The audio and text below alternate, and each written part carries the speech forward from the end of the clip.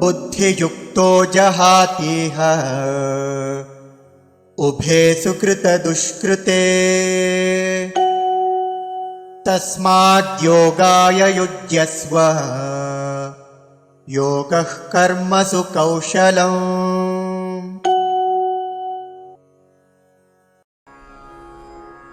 बुद्धियुक्तः जहाति इह उभे सुकृत दुष्कृते तस्मात् योगाय युज्यस्व योगः कर्मसु कौशलम्।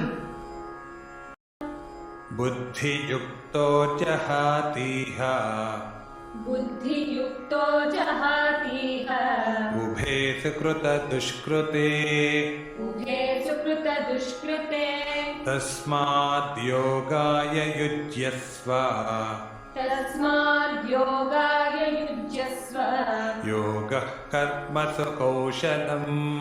योगः कर्मसु कौशलम्। बुद्धियुक्तो जहातीह उभे सुकृतदुष्कृते बुद्धियुक्तो जहातीह उभे सुकृतदुष्कृते तस्माद्योगाय युज्यस्व योगः कर्मसु कौशलम्।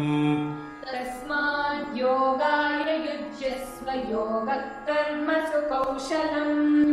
बुद्धियुक्तो जहातीह उभे सुकृतदुष्कृते तस्माद्योगाय युज्यस्व योगः कर्मसु कौशलम्। बुद्धियुक्तो जहातीह उभे सुकृतदुष्कृते तस्माद्योगाय युज्यस्व योगः कर्मसु कौशलम्।